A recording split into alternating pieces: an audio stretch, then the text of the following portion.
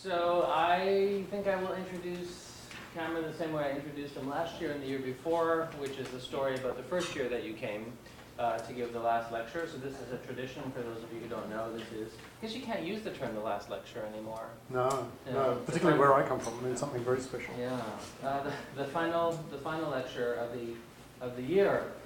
So it was this amazing lecture in the first year. Two independently, students came to me independently and said, that was like so amazing. And I'm like, yeah, it was amazing. Best design speaker I know, which is true. And they said, you know, like he shouldn't have been the last lecture. He should have been like the first lecture. To which I responded, oh God, no. And they're like, what do you mean? I said, if he was the first lecture, y'all would have left. He would be like, you know what, I want no part of any of this. And they were like, yeah, you're right. So we bring them at the end when it's too late to leave. Although there is a group who's supposed to come back. Right. Maybe it's not wise to have them here. We'll see what happens today in Is It Safe? So Alexa, when I was 10 minutes ago, said, you look excited. I was just like, I am excited. So you are too. We have a couple of people from past years crashing today. And we want lots of Cameron all the time, even if he does come at the end. But I am actually happy to announce that he will be launching a lecture subscription service next year of multiple lectures, and that we're pledging SVA will be the first to sign up to subscribe for that series. So that's exciting. So we will have a little bit more of him next year. Yeah, nothing else to say. Thanks for scripting the rest of my life. I'm writing the first testimonial too. Nice. Subscribe to this. I know. Thanks. Right. Thank you so much for coming back every year. Thanks for coming here today. Cameron Tonkinwise. Thank you. Thank you. That was kind of an in-joke at the end there. Alan's trying to commit me to something that I haven't even started thinking about yet. Yes, no, I suppose you're all used to that. The other thing is just the reverse, which is this is by far the favourite gig I have. I love coming here. This is a very special program. I do a lot of work promoting it whenever I can. And it's always a really lovely privilege to come and speak to you, and the questions always help me a lot. And I always do kind of exploit the opportunity by coming and talking about something new that I'm still trying to sort of think through. So it's a very nice audience that way. I hope you're still like that. This is the fourth time I've come and done it. So as Alan said, it's a bit of a tradition, and it's quite nice to kind of reference that. It does kind of have a bit of a cycle going through. The first time I came here, I was giving a strange talk which kind of appealed to your level of ambition. I was very interested in seeing a kind of recovery of very modernist ways of visioning. I kind of bemoaned that design had lost this. I warned that they shouldn't just be pretty pictures, but that I sure was bored with all these dystopian figures. And this was a great one, but here are another set of dystopian figures. And so that first year I said, we really need to be engaging in larger scale experiments. And then I came in the second year and I completely renounced everything I'd said in that first year. I got very worried about some examples of vast modernist thinking that were occurring in the world again. I was particularly alerted to it by this figure, who you may not know, a social epistemologist based out of the UK, strong exponent of transhumanism, and in this case promoting a thing that's called the proactionary imperative, which casts itself in opposition to the precautionary principle. And the proactionary imperative says we need, giant hyperloop SpaceX type things. So exactly what I'd been calling for the year before existed, and I was really worried about it. I was worried about the kind of discourse that came with it. And I was warning a lot of the products of design students, you will be hired by people who think in this kind of massive techno-libertarian way, and please be careful as you play with them or serve them. And so then in the third year I thought I'd better start sort of negotiating this a bit. So I had still one of my favourite opening slides, but I was trying to sort of explore how it might be that designers could learn to say no to some of these larger scale futures And so we sort of explored in that talk the tyranny of saying yes, the kind of design attitude that get a lot of designers learning improv. In improv, you learn that you must always say yes and that you should, and these might be the kind of sentiments that have been extolled to you. Just always say yes, never say no, never say but. These are all terrible words that designers should not use. And I was trying to say, well, perhaps we should. Perhaps we should not be failing so often. Perhaps we should be using design to think about things beforehand so that we don't fail. Why do we have this kind of idea that we should just be shipping and failing and celebrating and pivoting and pissing everybody off? Fantastic. So I wondered how we might say no, and I was buoyed at the time at the fact that we did successfully say no to something. We totally turned the tide on this one, and we should all remember this. We can, in fact, do it. And I referenced some of my colleagues' work. James Pearce has now got his PhD and moved on to other things, but he was doing very interesting work thinking about this, and I'll come back to some of these topics. So I'm very interested in this idea of what it is that we should be doing as we negotiate these kind of futures. And this year, I wanted to focus in particular on another of the sort of design temperaments. If there is that design temperament that says you should always be saying yes, another of the kind of attitudes or dispositions that supposedly characterizes you is that you should all be very empathetic. That design's superpower is being empathetic. And so I wanted to worry a bit about this. This is an extreme way to worry about it, by which to say, if you're going to torture someone, you need a lot of empathy to do that. You need to be able to walk a mile in their shoes in order to understand how much pain this is going to cause them, in the hope that it might get them to give up the information. So empathy is not of itself anything particularly good. I think it's very bad when you just presume empathy already is going to solve the world, or empathy is automatically going to head you towards something well designed, as former CMU alum John Kolko says. But I will in fact come back to Indy Young's book, which is a lot more sophisticated than the caricature I'm giving now. But nevertheless, just to say to you, there is this feeling that you should all be very empathetic. And on the one hand, fantastic. It is very evident that at the moment we live in a world which is characterized by surprising levels of non-empathy, of a complete kind of refusal to empathize. I think a lot of what's happening at the moment in relation to immigration, a lot of what terrorism does a good job of fueling, is a kind of refusal to empathize. Both in its own acts, terrorism does that, and then in the kind of attitudes that result as people suddenly fear one of the most amazing kind of mass migrations occurring in humanity ever. But this kind of current paranoia and a total desire not to empathize with any possible Syrian trekking across Europe at the moment, for example.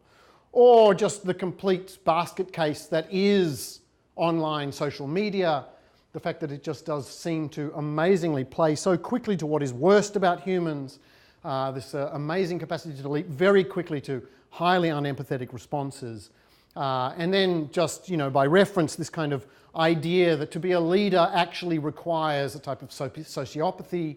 You might have heard the quite nice NPR, I think it was borrowed from a UK podcast, in which somebody kind of understood that if you take the test for being a sociopath, it's actually a very good way of finding people who should be CEOs of companies. And so we have a lot of this kind of, yes, our world is really badly lacking empathy at the moment. And so you get other people coming along and saying, this is precisely why we need it right now. Jeremy Rifkin's really remarkably huge tome, kind of reading the entire history of civilization and understanding the role of empathy in that as a way of kind of countering a sort of algorithmic thinking. And then Frans de Waal's work, which is a little bit different, but makes an argument saying we are destined, almost biologically, to recover empathy if we do seem to be losing it in the kind of socio-technical networks we engage in, or the kind of businesses we're engaged in. So on the one hand, it does look like design is du jour, it is of the moment. It represents the very empathy that is lacking in our society. It represents the very thing we need more of. And fantastic, that's why designers are in huge demand. companies that realize they're actually sociopaths in the way they deliver products, United Airlines, for example, suddenly realizes that in fact they should get some design thinking there because it just might actually get them back in touch with their customers and restore their value. I want you to pause for a second and just think, on the one hand, and it follows a bit from Frans de Waal's work, and there are others who work in this kind of primatology and early cognitive psychology. Tomasello is another doing this kind of work. It's kind of interesting to think about what constitutes empathy and that you might need to learn it. From a cognitive psychology point of view and from a primatology point of view, you have it. You cannot be without it. And so the first thing I want to do is just make sure that you register almost the academic discourse that just says you are empathetic, we are empathetic already. There is a constitutive empathy. So we know this from early childhood development and the fact that mimicry is something that we all do. Aristotle even defined it as the kind of fundamental nature of being human. We mimic. And I want you to just pause for a second and just think how weird mimicry is. It's so innate that you possibly don't pause.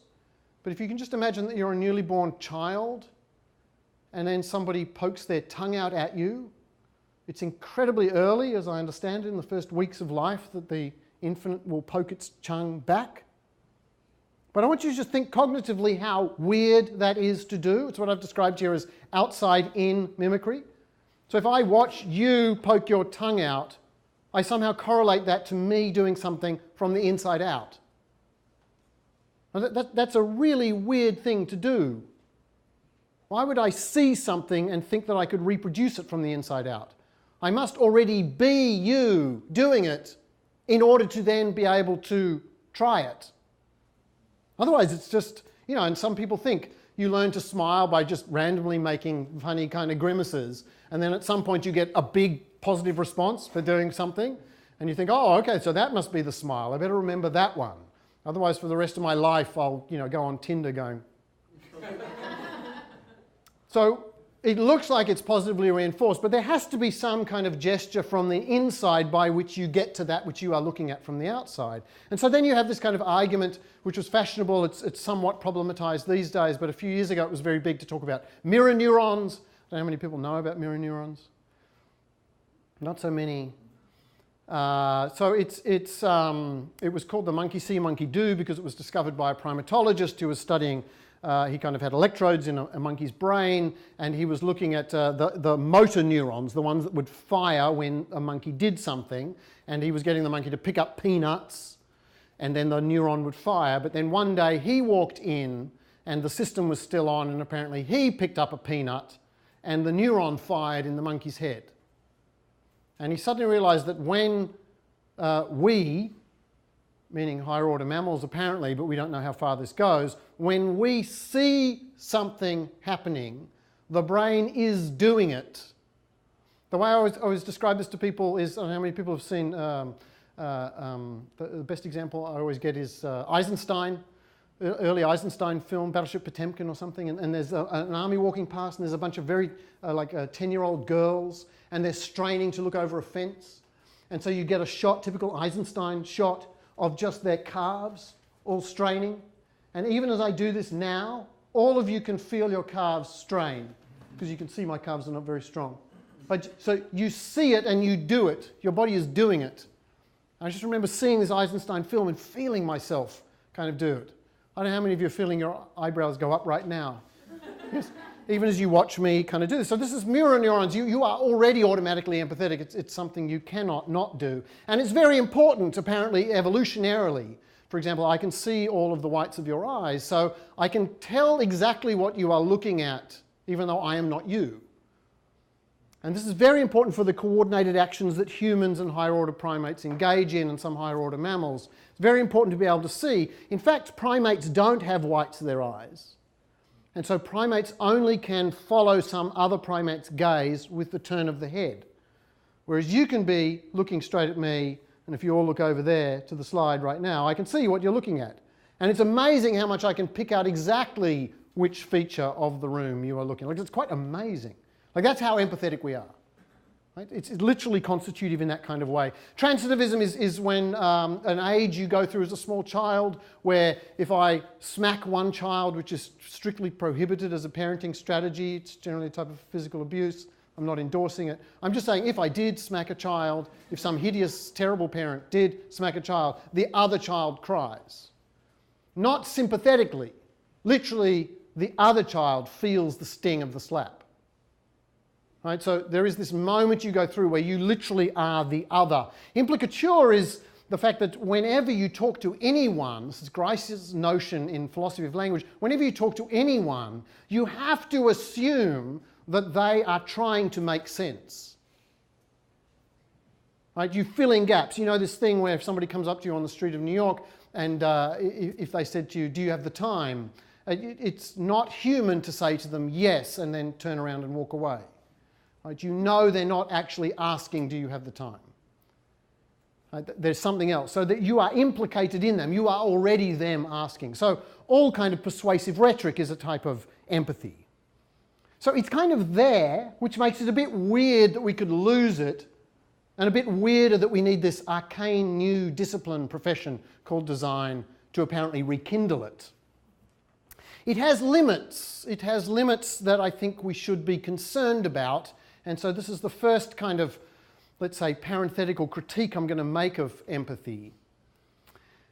If I can empathise with you, philosophically that is a conundrum, because when I do that, am I becoming other? Am I being othered by that? Do I experience something other than me? Or am I just having a kind of imperial, amoeba-absorbing kind of ego, where suddenly my self has become expanded and I've encompassed you? I empathise with you, meaning I've become you. I haven't been othered by that experience. I've in fact incorporated you. And this is method acting. I don't know how many people have learnt acting techniques, Stanislavskian method acting, which has variations, but one of the cliches of Stanislavskian method acting is, you know, if you're on stage and you're supposed to be crying because your father is dying, you should actually remember when your hamster died in 3rd grade. And then you show this emotion. This is a very narcissistic version of kind of empathy. I understand that experience by finding this very small instance of it in me. And this is this terrible thing that happens in our society a lot at the moment. Oh, I totally understand. That happened to me once. And then you hear some pathetic anecdote that just doesn't at all match up. Yes, I once had to go through border control. I understand immigration across Turkey and Greece. So I worry about this when it is othering and when it is enlargement of self. And I think it has a particular critique I'd like to make of certain kind of genres of social design, and you should all be fairly familiar with this. So I'm using here, quite cruelly, an organisation that does amazing work, but particularly had a very important moment at which very high-end photography was absolutely crucial to the way in which it was raising money to build wells. And so very clearly here's a type of social design that relies on this kind of empathy and identification. You could be the very source of the money that creates this incredible joy in this small child. And there's no need for you to understand anything about the context whatsoever. The empathy is immediate. It is there in that image. Right? The water is clean, the child is beautiful, and you have done this. And I worry about this colonialist imperative. You might have heard recently that one of the first adopters of virtual reality sets, the fact that we're all just going to slowly disappear into Oculus Rift, some of the first adopters were charities. Because if I want to get wealthy people who are mostly sociopathic, in order to get their money out of Panama and give it to me so that I can give a little bit of it to this kid, right? What I need to do is make them feel like this kid feels. So I put them on a virtual reality headset and they wander around a migrant camp in Jordan. And then they're in tears, crying, and they take the headset off and just write the check. So very interesting that some of the first adopters of this technology are the very people who say this kind of social design should be driving. So I worry about this kind of humanist perspective, this very a one-to-one version of empathy, and I'll come back to this a little later. And there's another version of it that I worry about, which you should be familiar with, but I'll take some time to be totally ridiculous about this by taking you through my favourite play by the early Bertolt Brecht. This is one of his Lehrstücke, learning plays, very early, very socialist play. So we could do this dynamically, but I love it, so I'm just going to be narcissistically reading all parts. Here are three agitators, so it's called The Measures Taken, das Aufnahme. Here are three agitators. What they are doing is explaining to a chorus why they had to kill their fourth. And in order to explain that, they reenact all the events that led up to them killing the fourth, so they take turns playing the role of the young comrade. So the three agitators, which in this case is only two, because there are only three left, they say, what are these sacks? He says, propaganda material, what are they doing here? And the young comrade says, now get the fervency with which he's saying this, or with which the Brechtian actor tries to imbue it to show you that's exactly what's wrong here. There's something I must tell you, the new leaders of the unemployed, they came here today and they convinced me that we must start action at once. We must distribute the propaganda material and we must attack the barracks. And the three agitators say, then you've shown them the wrong way, but tell us your reasons and try to convince them. Look how rational they're being in the face of this kind of empathy. Their suffering is growing worse, there's rioting in the city, the ignorant are beginning to realise their situation. The unemployed have accepted our instruction, the oppressed are becoming class conscious. They're in the streets threatening to destroy the spinning mills. They've had no experience of revolution. Our own responsibility is that much greater. The unemployed can't wait any longer, nor can I wait any longer. There's too much suffering, but we still do not have enough fighters. Their suffering is unendable. Suffering is not enough. It's cut off at the bottom here. And three agitators continue. That's not enough. All you see is the misery of the unemployed and not the misery of the employed. All you see is the city and not the farmers in the plains. You see the soldier only as an oppressor and not as a wretch in a uniform who oppresses. Go back now, withdraw your advice to attack. Convince them to take part in the factory workers' demonstration tonight. And then again, he's beginning to, I've left out here, destroy some of the propaganda material, and he's making a lot of noise, he's attracting attention, they're about to be revealed. And they say to him, you must not destroy them, we need them, everyone. Open your eyes to the truth. And this is the truth that I'm telling you. This is the kind of anti-empathy truth. This is the danger of social design. Yours is an impetuous revolution that will last a day and be throttled tomorrow. But our revolution begins tomorrow. It will conquer and change the world. Your revolution will end when you end. But when you have come to your end, our revolution will continue. Listen to me now, I can see. Anyway, so it goes. Right? You get the picture. And eventually they realise, he realises, actually it's quite ironic, if I can just take an aside, it's typical of the way Bertolt Brecht, who stole much of his work from his girlfriends, he was a horrible human being. But in this beautiful play at the very end, the young comrade admits, or so the agitators tell the chorus, he admits that he was wrong to ferment revolution right now, and he agrees that because he's exposed them, he must die, and that his body must be cast into the lime pit and dissolved. And so they say, well, are you ready for it to happen now?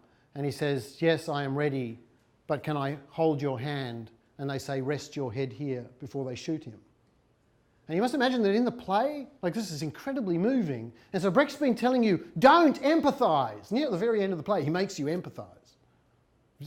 He's always got another twist on the dialectic.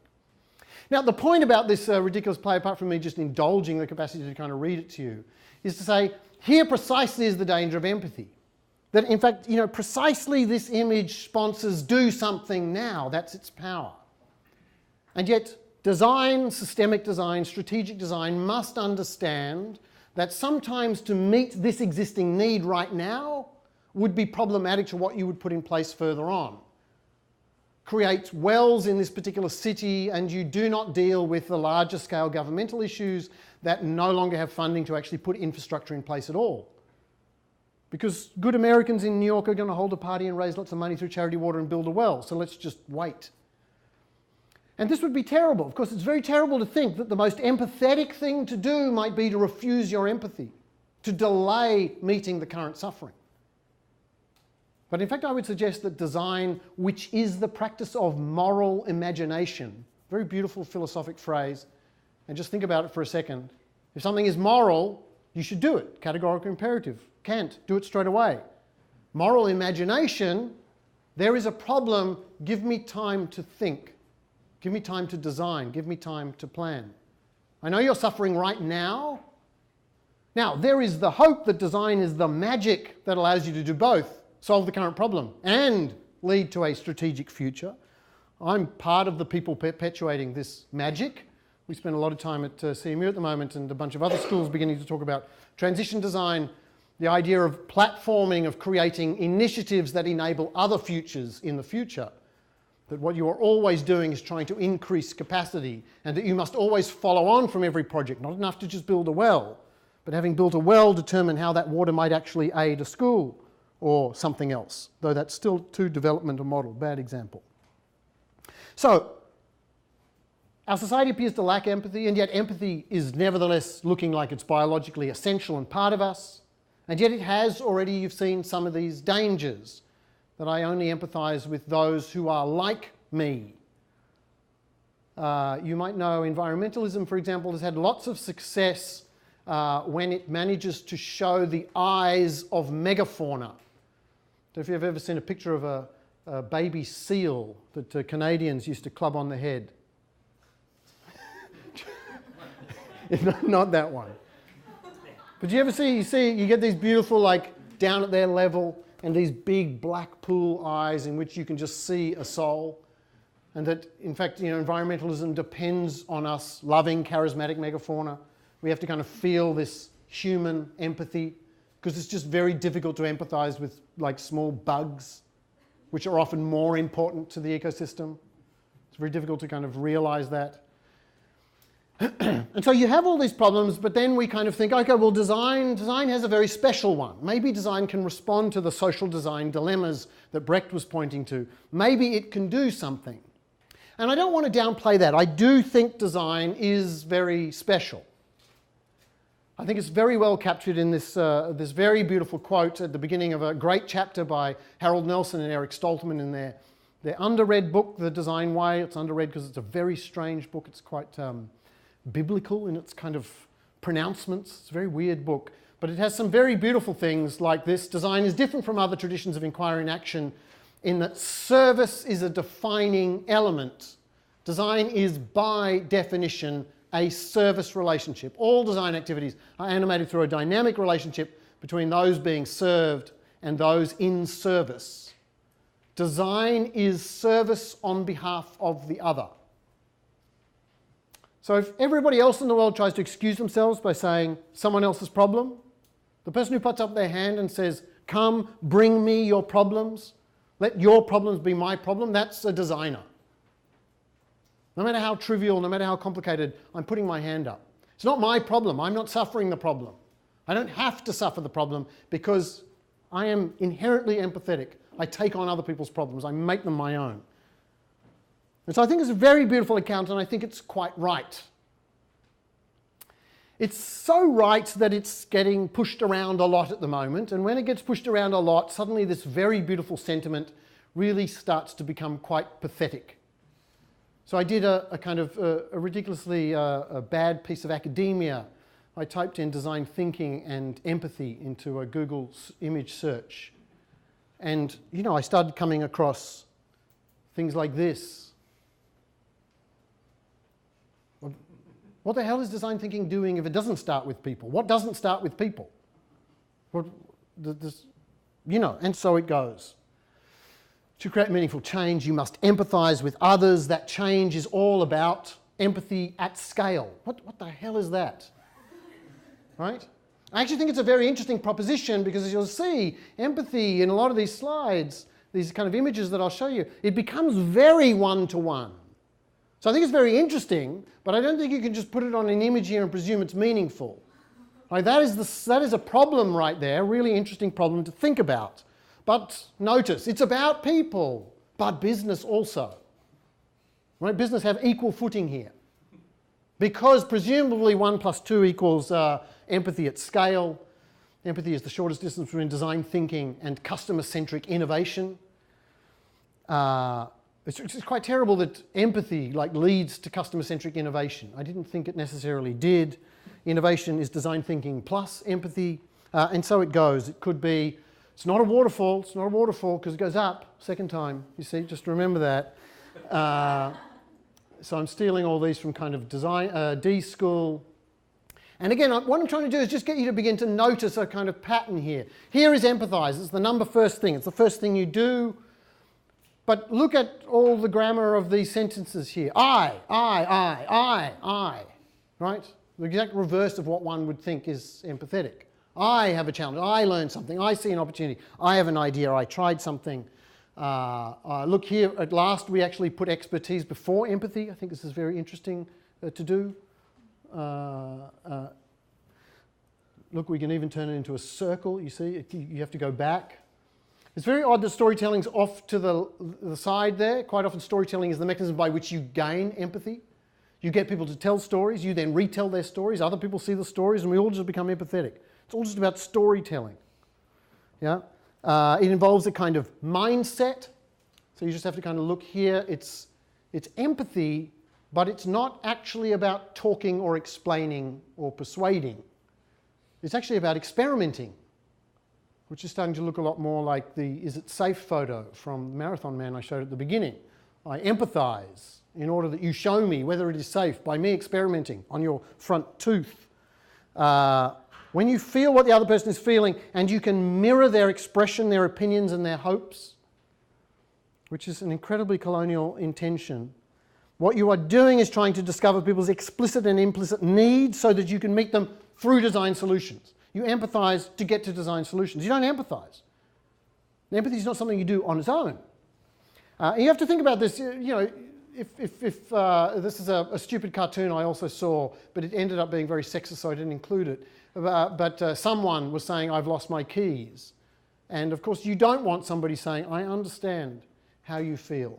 I once also lost my keys." Right? This is an incorrect response. On the other hand, there are times at which you wouldn't want somebody to go straight to a kind of problem-solving mentality. One should listen and consider and act, and then one turns into a kind of melding of minds.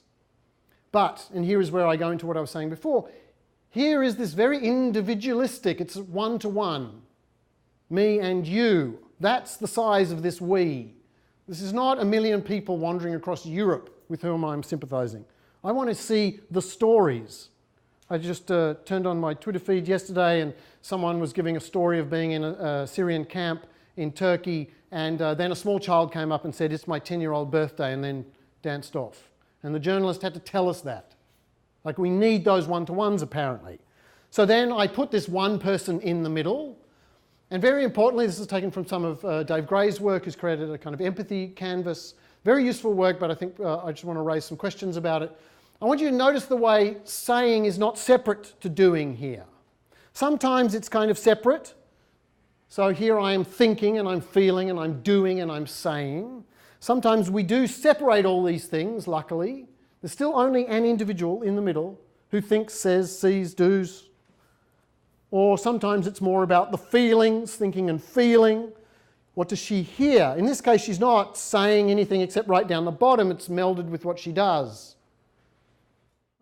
And so this becomes the kind of tools that people are using. This is an empathy canvas by which you design, or if you run a design thinking workshop, this is the sort of thing you get people to do. This is a version of practical empathy, but Indy Young's book by that title is quite different. And what I'm trying to do is understand hopes, fears, loves, hates. I'm showing you all this because maybe all of you are using some of these. I can't see anybody really squirming. I was thinking if I showed these, some of you might be thinking, "Ooh, shit, I do that. I've used that canvas." And I'm not being wholly critical of them, but I do worry about this kind of individualizing and this kind of instrumentalizing. Here is something that comes out of D-School. In the end, you need to get to a canvas where you can be very specific about a user, because it has to be individual empathy, in which you can understand a need. That's what empathy is all about. And that allows insight to you.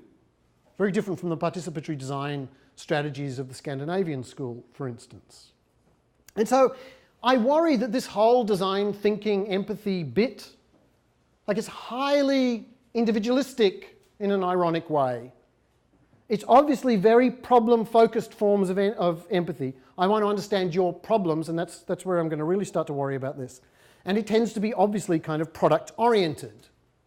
Now, I'm not the first to worry about this. Paul Durish very famously gave this paper. It really messed up the Chi community, but then they've done a good job of ignoring it ever since, and the whole field of commercial ethnography continues apace. But the worry is that ethnography should not be directed towards what are called the implications for design. Ethnography should be an understanding.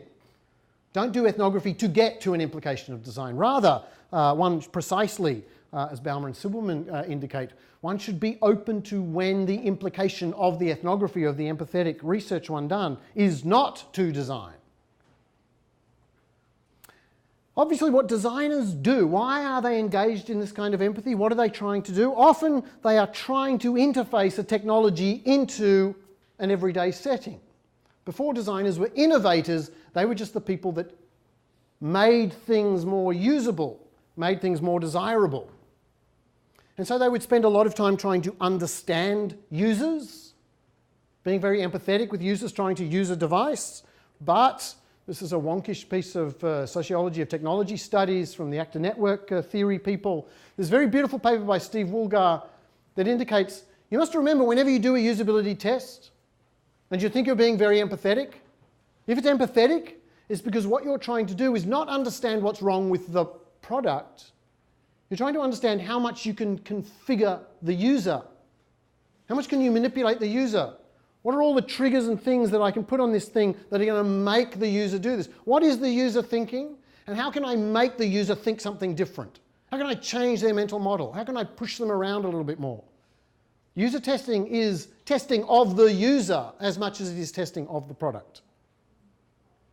And the worst case of this is kind of the economy we're in at the moment, where, as Evgeny Morozov identifies, we spend a lot of time just coming up with technological innovations and wondering what the hell the problem is that they're supposed to solve, what he calls solutionism. Not just the idea that every problem has a solution, but that you can invent solutions and then backwards go and find the problem.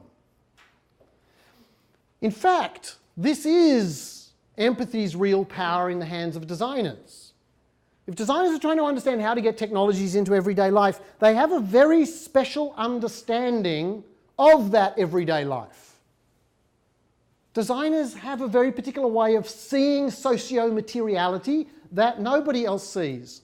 Sociologists, anthropologists, they kind of missed products and material culture for so long.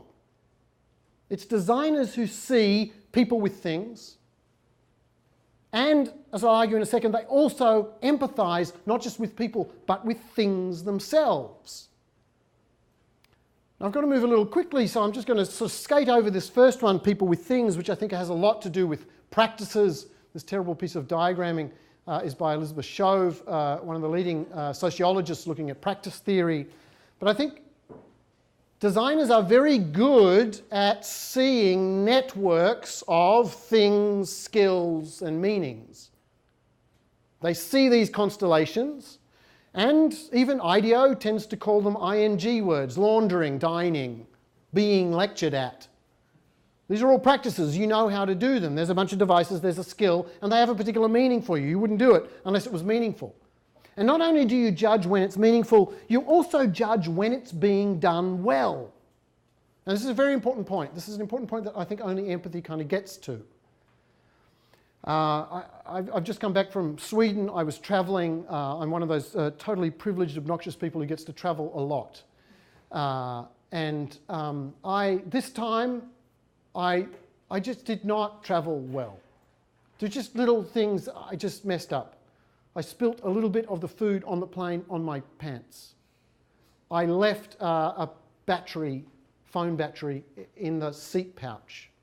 I turned the wrong direction as I came out to a city I thought I knew, and I got lost for about 10 minutes. Now, who cares? We all care. We all care when we know when we do a practice well. We are committed to what Shatsky calls teleoaffective quality. That means the affect that associates with the very end of it. We know when we've had a good meal. When you're all late doing thesis work, you go home and you eat. You successfully ate. But you know when that was just calorific intake. And you know when it was a well-done meal. There's a quality. There's a quality that you do look for. If you're doing the laundering, you know when the laundering's half done, or when this one was rushed, or when this one you left it in the washing machine too long, and so when it finally got to the dryer, it still smells a bit from being wet too long. You know, this quality. Now this is supposedly what you need empathy for. You get the very grain of this socio-material affect. And I think this is really important to recognise. Designers do access this. And when they do that, when they really understand practices, they can actually understand what might help. And so then they switch to a different type of empathy. They switch to actually empathising with the things themselves. I stole this image from IDOU. It is not, in fact, for a nose-picking app. But it's an attempt to kind of do a body storm, obviously. Someone is kind of preparing a particular video here. And the whole point is that when you do this, I know there are people in it, but what you are actually trying to do is think like a phone. The designer's job is to be the product interacting with a human in a dialogue. The designer's job is to empathise not just with people, but with things. Whoever designed this chair supposedly thought from the point of view of a chair. If I am a chair and I have buttocks on me, where do I push back so that they don't, after 45 minutes, start feeling uncomfortable? Or in this case, perhaps the chair is not showing that empathy for you. It is not doing this animistic work. It has not been well designed. You've had to shuffle, partly because I drew attention to it. But it's not doing that work. So good design is about empathising with things and putting that empathy into things. This is the very inherent essence of design. This ladder understands that people get carried away with trying to get higher and higher. And so they dangerously step on the top step, even though there's a big sign saying, do not step, not a step, no further. So the designer knew that, the designer empathised with people, and the designer said, how do I make a ladder that has that empathy actively in it? This ladder is actively saying, ha-ha, I took the top step away from you, sucked in.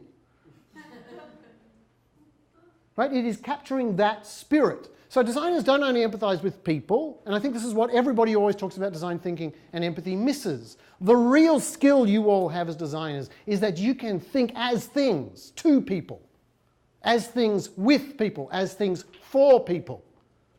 Now that's a remarkable empathy. That's not just between things that have the whites of their eyes or big black pools. You now are able to empathise with an entirely different type of otherness. And it is a remarkable thing about design, don't get me wrong. This is why I moved from philosophy to design. I moved from philosophy to design because of this. Not literally, right? But this is my favourite example of all time. So this is an IKEA cup, right? This cup costs $5 or something. And you see that some designer somewhere realised that there is this very tiny pain, which is that when you take things out of the dishwasher in the morning, quite often there's still a little pool of cold water, and as you turn it back upside down to put it away, that little pool splashes. Terrible. And we have, one of the largest waves of migration ever occurring in humanity, but let's worry about this. But they did, and they didn't only worry about it. It's not like they just empathised with it. Oh, I feel your pain. What they did is they say, I want to change the world. Right? Designers change the world. They say, I'm going to change the world. I'm going to make it so that you don't have to suffer that pain. I'm going to take the pain away. And the way I'm going to do it is I'm going to make a cup. And it's going to actively do that for you. It's going to say, aha, water is here. Watch me get rid of it before the morning. It's just remarkable. It's an incredible type of animism. This is a product that is alive. You don't need deep mind, AlphaGo genius stuck in some conversational interface to get to this level of animism. This thing is already doing it. And so this is an incredible sensitivity and empathy, and I think it's beautiful. And right now it's becoming very political. Here is a very beautiful piece by Sarah. She taught me how to say her last name, because I don't know. Do you know her? Sarah Waktabecha, who's just published this book, which I've not yet got. But she wrote a very beautiful blog post, which you may have seen. It caused a bit of a controversy, in which she talks about the kind of politics at the moment around microaggressions. And she relates that to UX. And she just starts beginning to, you can see here's someone who's had a Medium post, and it is an in memoriam of someone who's died, who's close to them. For some reason they published it on Medium. And then Medium has decided to tell a little joke as it tries to sell this. And so this sort of thing is happening all the time. Facebook says, let's have a year in review, and here's the person who sexually abused you this year. Yay! Right? You know they make those mistakes all the time. It's the designer's job to empathise with all those people and their minor sensibilities. It's the designer's job to imagine that somebody who is transgender is offended when the drop-down menu only has 2 options. It's the designer's job to be impassioned by all these micro-interactions, microaggressions in micro-interactions of every UX. And that's why design is so important and so interesting and at the very heart of politics right now. Designers are using this level of animism, this level of empathy for things, and they're trying to animate things so that they can take care of all these possibilities. And so, of course, this woman, you can imagine what happened to her when she published this post on Medium. A bunch of tech bros told her to get lost, stop worrying about it, there are more important things, right? Oh, you're so sensitive. Right? All the kind of sociopathy of our current social media just piled on her. But nevertheless, I think her point really goes to the very essence of what design is. And it's very beautiful. However, there are some problems. To some extent, I would say that designers are too empathetic. They're too good at empathy. One of the particular consequences of doing all this kind of constant recreation of the world so that it is more empathetic to all of your inadequacies, your cognitive deficiencies, or even all your difference. One of the problems is that every time I do that, well, the way the designer does it is by creating another thing. And so our worlds are saturated with things, and every one of these things is incredibly empathetic. This is Peter Menzel's project Material World. This is him taking people, portraits of themselves and all the things they have in their house. He compares it with different parts of the world, but I've taken all kind of developed nation people here. And you know that you are just totally inundated. And yet every single one of those projects has a very tiny pleasure. It is a very tiny, beautiful example of humanist empathy. Someone somewhere realised that this would serve a purpose, create a need, take a pain away. I think we are in part unsustainable, not because of hideous capitalism and marketers, that gives too much power to them, but because in fact designers are just a little too good at materialising empathy. But there is a bigger, and this is the kind of final moment if you're fading, there is a bigger worry I have about this kind of empathy. This empathy is supposedly being done on behalf of humans, being done by humans on behalf of humans via things. And it can be really beautiful, much more beautiful than all those stupid design thinking, individualised, turn it into money kind of versions of empathy. But there's a funny way in which I think it risks flipping into its complete opposite. And so I'll show you another kind of, this is more of a TextBro type of UX Medium piece. It was from a few years ago. So here's a guy, I don't know him. Terrible that I should just vilify him in front of you here. But here he wrote this article, and it's a regular pitch. You should have read this kind of thing in Medium already. I don't want to use your product, okay? I don't want to use your product. I just want the outcome from your product. So this is the moment at which interaction designers just tell all you product designers, you're like 20th century. Forget about you. Right? What I actually want is the result. I want the service outcome. But look at the way he runs the argument here. This is the way the piece begins, right? This is the very first sentence. No one wants to wash clothes. He italicises it because he hates it, right? No one wants to wash clothes. No one. He repeats it. Look at that rhetoric, right? There's not even a sentence. It doesn't have a verb. The guy didn't do grammar, right? No one, he says. You're all used to this because this is online speak now. If someone tells you, now look at this, look how contemptuous this is. If someone tells you that they want to wash clothes, they do not know what they are saying. They're an idiot. I, the UX designer, I know, right? I know that what you really mean, if you were just half as intelligent as I am, is that you actually want clean clothes.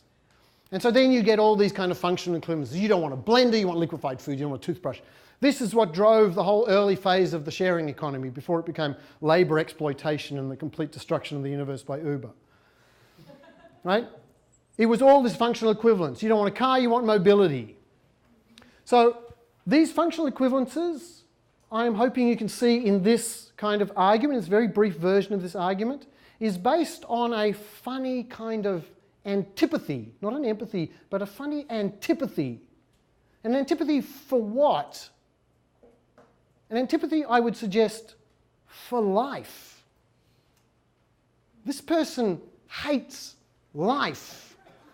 Because life is laundering. It's a practice. It's a socio-material practice, which can have its own qualities. Like when I pretentiously failed to travel well this last time, or that you didn't eat well last night. This guy says that's not what empathy is looking for. If you really do empathy, if you do empathy to the point at which you get an insight, an innovation and an insight, it's because you've gone beyond what people say. You've understood them really. And if you really understand people, you realize everybody hates life and just wants to work 24/7 in Silicon Valley making another app. Right? Because it's kind of like, what does this guy want to do with all his time when he's not laundering? He wants to be at work. Yeah? And if I wasn't just being stupid about Silicon Valley, I could just be stupid about millennials. Look at you. Look at you. Here you are. See? My favourite thing in the world, breakfast cereal. You don't like it, apparently. I hate you for that. Why don't you like it? 40% of millennials surveyed by Minitel say that cereal was an inconvenient breakfast choice because they had to clean up after eating it. Now, the research in this is extraordinarily dubious. It's a classic kind of puff piece in the food section. Sorry. I don't believe this at all, but in a way, this is another kind of media point of this general kind of, we all hate life, don't we? Now, I know that if you ask people, apparently they'll tell you, oh, no, I do. But that's when marketers, who are only interested in selling you more stuff, tell you, remember, just ignore everything anybody ever says to you, because they're idiots. They don't know what they're talking about, right? If somebody says something, they don't know how they feel, they don't say what they think, and they don't do what they say. So you need empathy. You need creative, practical empathy. You need applied empathy. You need empathy canvases so that you can actually get at the real functional core. And apparently that's where this innovation kind of lies. But I really worry about this. I worry about this kind of contempt for material practices. I've already told you that I think it's got a bit to do with the kind of hyper-productivity. All you should be doing is working.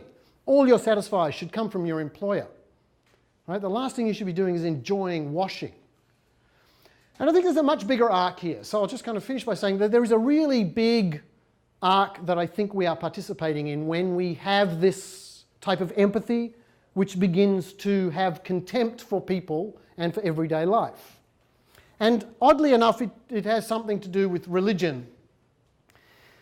This is my favourite book of all time by Thomas Tierney. It's a long and complicated kind of book, and then an equally kind of but much more tedious historical account.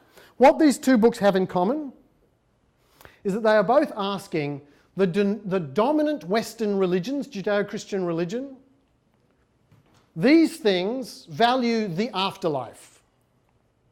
The afterlife is what's important. That's when you will finally be at one with your God, and that's when you will be rewarded. That will be heaven. Heaven is the place where you don't have to do laundry. Right? And so this is this kind of arc of that if you don't like laundry, what you should actually be doing is looking at the eternal, the heavenly, right? The post-life. And so these both ask, when did religion think that it was all right to start helping everyday life? Because originally, for the first 1,000 years, according to this account, or for the first 1,600 years, 1,700 years in this account, technology was the devil's work.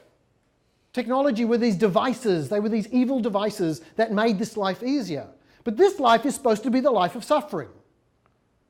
No, I live in Pennsylvania, and Pennsylvania is the home to communities who still live this religious practice. Amish and Mennonites, very strong commitment, but in fact, like a very large Jewish population in Pittsburgh, as well as obviously in New York, large numbers of people who say every 7 days one should live in such a way that life is just a little more difficult so that you can pay attention to that which comes after. And so religion for a long time was saying, no, don't help this life. You shouldn't be doing that. If you're really empathetic with somebody, you should just tell them about God and convert them so that they will be saved when they die. So this was a very interesting turning point. David Noble says it has something to do with millennialism and people feeling like it was the end of time and that heaven was coming. And one of the indicators that heaven was coming was that we were starting to get new technological devices. but you can imagine technological devices in the year 1000, right? But nevertheless, there was a new theological shift in which they said, no, technology is an evidence that we are getting closer to God. Thomas Tierney's argument has a complete reverse. It goes through the kind of Protestant work ethic of Karl Weber, the kind of argument that God says you need to kind of generate wealth. It's evidence that you are predestined. It particularly has to do with America, where there were vast tracts of land that were just too big for anybody to actually farm by hand efficiently. And so technology became the way in which you would actually work. It was about increasing productivity, which was increasing godliness. This was a very interesting conversion. It was a very interesting moment in Western history when we finally decided technology was okay. But both these people say technology to that extent contains a continued contempt for this world, a continued valorization of the not this world. It brings a little bit of this not this world to this, but in the end it reinforces that you should hate life. I gave a version of this recently. I did a very weird thing where I had to give a TED talk and I gave a very compressed version of this, which was extraordinarily unsuccessful. But the one thing I did is really exploit another opportunity to give you one of my favourite pieces of literature. So this is Nicholson Baker's box of matches written during the Iraq War. The premise is that the narrator gets up at about 4:35 each morning and lights a match and a candle because it's dark, and then meditates and talks about things each morning. So each chapter is another morning waking. But there is this one chapter that when I read it, the image was so powerful and strong. And the reason I want to share it with you is because I think it really does capture this kind of really empathetically, which in a funny way only literature can. It really captures, I think, the pleasure of life, and the pleasure of life as a kind of work. And not as work as suffering, which is that kind of Christian interpretation of technology, but instead just the pleasure of the socio-material. What I want to do is write back to the guy who said no one likes washing. And I want to give him like this paragraph, which if you'll indulge me, I'll read again. So here he says, it's 4:03 in the morning, he gets up. I washed a dish that I'd left at night in the sink to soak. Claire had made a path-breaking noodle casserole, which we ate 3/4 of. 1/4 is now socked away in the refrigerator. While I was filling up the carafe of the coffee maker, it clinked against the glass casserole dish, and I thought, what the hay?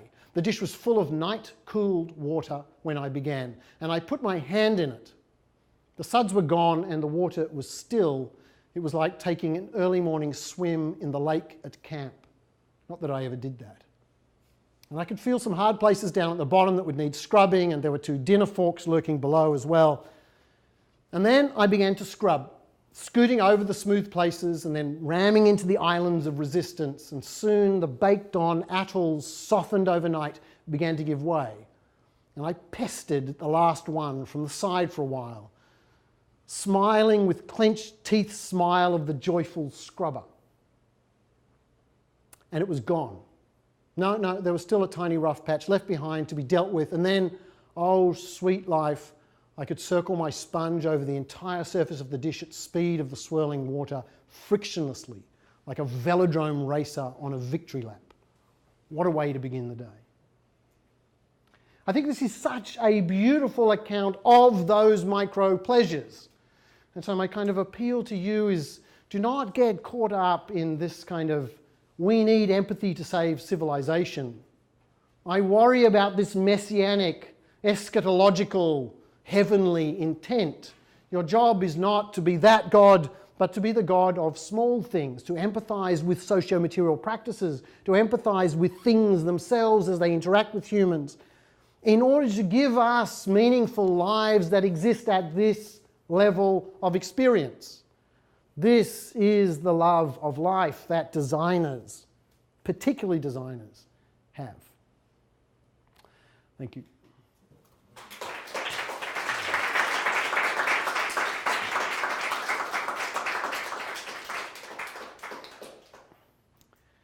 Questions? If you give it like a sermon, then your job is merely to kind of like make a gesture and walk out. You have to use the mic.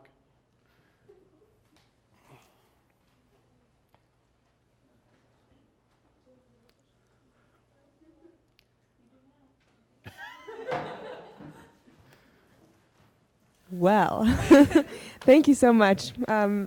This is a lot to think about. I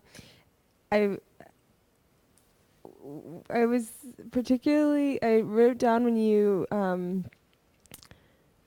said that like tech is sort of disdainful of this world, and I was wondering, I guess I've been thinking a lot lately about the difficulty when you have a very short timeline and you're trying to design something. You're really trying to design something for the people who really need it and not for the people who already have a lot of stuff. That you walk this difficult tension, I think, between really naive design that's well-intentioned but sort of ignorant, and the cynicism that makes you just want to give up entirely because you can never understand it well enough. And the empathy that you're talking about is sort of like somewhere in between there. You need to be empathetic enough to think that you can actually ever approach these problems, but with enough cynicism to know that you can't really understand it. Yep. That's not a question. No. but It's a very important point. Which is, if somebody gives a sermon like this, it's all well and good, but to some extent, you're in the end going to have to argue for it yourself, which is kind of what I hear you saying, that you might go and have a job as a designer, but you will be arguing with a product manager, and there will be a whole bunch of resources that this program will have given you to say, but I did this research and I have this particular pull quote and here is a persona and here is an actual video showing you, and these, I know you thought the problem was X, which is why you told me to spend a month trying to fix it. And I quickly squeezed in some research there. Luckily I had a washing service and Uber, so I had time to not sleep, to do all this extra research which you didn't budget in the project. And I did all that. And what I discovered were these things. And what's going to happen is you're going to have to argue that, and you will invariably lose. Not invariably. Sometimes you will win. One of the things very interesting is that Indy Young's book about practical empathy, which I said at the beginning has a slightly more sophisticated account. She's very insistent that you don't just observe, but in fact ask people and really talk to them. And so the book is mostly actually a kind of interview strategy. I've just stolen some of her slides here for trying to understand different types of empathy, not just solution-focused, but also person-focused, not just generative, but also evaluative. So I would really recommend her book because it's a much more nuanced account of empathy. To some extent, rather than being polemical against empathy, she's just gone and built the good version of it. But one of the really interesting things is that she includes in there empathizing with your product manager or the next person up in the line, because you're going to have deep empathy with that person in order to understand how to convince them of this stuff. And I think the other point about empathy, the point that I'm trying to get across, is recognizing that this kind of way of thinking, which is highly romanticized in that kind of Nicholson-Baker book, which is kind of terrible, because as I told you, the book's written during the Iraq War. And it's very nice to take solace in creating a skating rink around your casserole dish when people are just getting blown to bits on the TV. And that's kind of, I think, what he's doing in the book. The point is that when you are having these kind of battles, you are trying to empathize at scale with everything simultaneously. And you're having to understand that no one is actually conspiratorial. The 1% with their Panama, yes, right? But your line manager and even the kind of CEO or the impassioned tech bro who's actually managed to get VC funding for some particular startup, they do think there is value there. And there was some empathetic insight. They didn't just kind of steal the idea like Kalanick did with Uber, right? They normally actually really believe the idea. And, Airbnb, the Chesky and co, and their kind of impassioned belief once they started air mattressing people. I mean, they do. And they've got a whole bunch of other people they've got to deal with, a whole bunch of investors looking for regularized, commoditized earnings from this kind of capacity. So if you have this empathy, you can understand that even your enemy is not conspiratorial, but is kind of stuck in this mess of life, this mess of socio-material practices. And that gives you, I think, some of the agency to begin dealing with it. The second answer to the question is, why give talks like this? You give talks like this because along with Brecht, you're trying to raise consciousness, and in the end, the only way a difference is going to be made in a lot of these situations is by collective action. If I could get every UX designer at Uber to stop manipulating drivers so that they drive for less under the presumption that they're going to earn more, right? If I could actually get them to realize that they're the front line of labour relations in our society at the moment, then I would get them to all resign. And it happened already. I don't know if you've seen the kind of social media campaign by a bunch of women who say, I will never work for Uber. And it spawned 3 or 4 different Medium posts and went slightly viral. All just saying just how sexist recruiters were and just how awful the company kind of appeared in its recruiting. So they all just published pieces on... Now that's collective action. That's striking. So I don't want to take that one off the table. Between being cynical and just deciding to grow food on a rooftop in Brooklyn and totally just giving over to saying I'm going to change Uber from the inside, in the middle is striking. Is a position which a whole bunch of people say we're not going to work for your company no matter how many food stations there are every 50 metres in your campus in Silicon Valley. So at some point you give speeches like this because you do want people to begin to have that sensibility, and we are attacking from the sidelines as well. But on the other hand, this empathy talk is to say this stuff, this no easy solution, this long haul, this being in a transition and trying to platform, that is the struggle.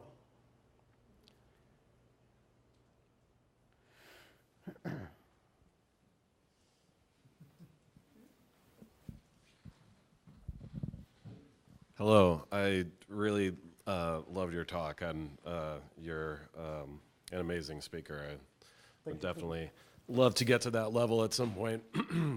It's very impassioned and beautiful. I'm kind of curious, you were talking about this idea of like solutionism and design for change or design for good, and I've been kind of working that through myself and wondering how much we can really solve by sort of slapping on these sort of technical solutions to social problems, and if in some sense you don't actually make more social problems by trying to apply a technological solution. And I don't really like that label of like design for good.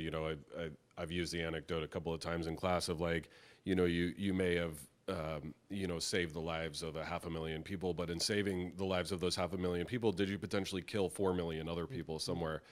But you had brought up the idea of like kind of giving people some time to wait so that maybe they can do this, try to solve this on a systemic level instead of just kind of throwing these projects out and slapping this design for good label on there. And I wonder, in a way, it sounds a little bit like in a software process, like waterfall, like let's try to get this all right up front before we really take any sort of action towards this, or sort of iteratively try to solve the problem to meet the needs of the people right in this moment. And I'm wondering if maybe you can speak a little bit to where the balance is there, or where you think we should be sort of spending our time to actually try to get this done, and how much of it do we need to front load before we can start trying to make change? Okay, so that's a beautiful question, and it's the kind of issue. So let me just step back a second and just say, I think it's very important to spend time trying to get more time. And one of the ways to do that is to engage in a practice of being critical. So just in a kind of simple way, this is a too simplistic story, but if one is doing something in sub-Saharan Africa in a kind of development context, it's very important, I think, not to only do that, to be spending a lot of time critiquing the thing over here that has caused that situation.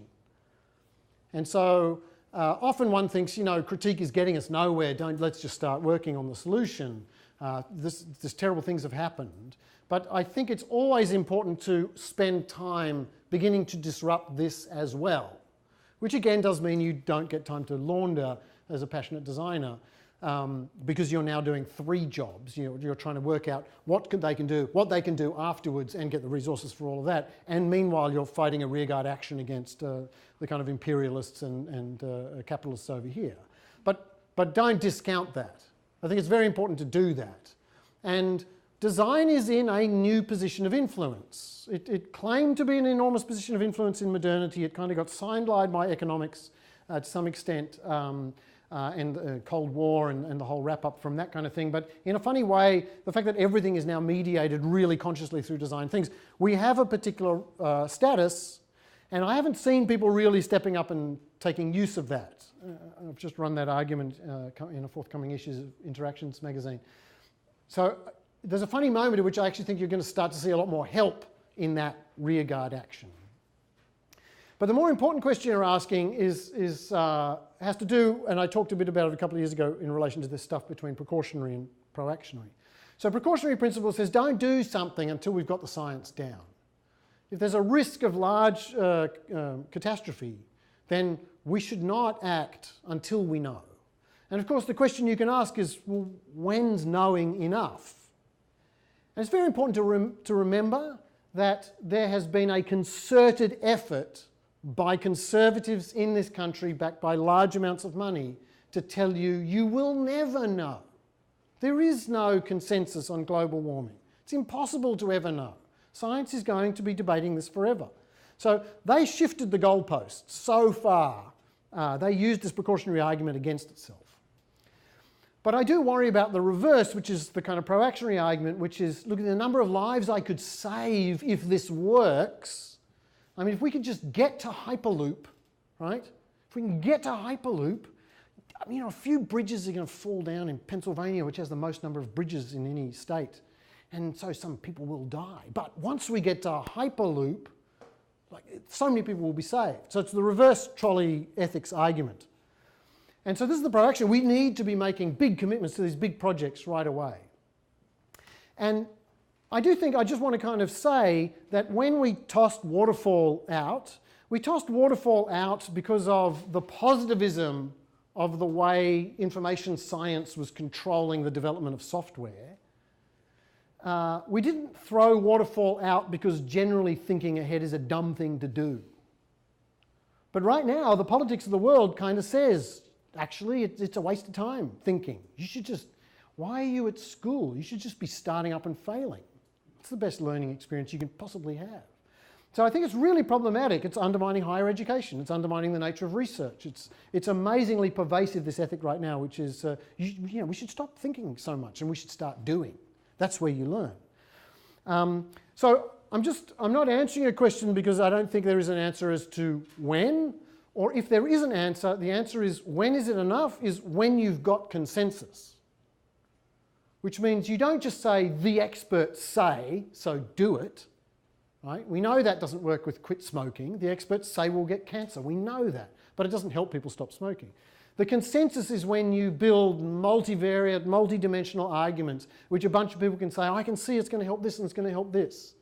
You know, like that great slide that says, clean energy and equitable energy and fewer animals dying.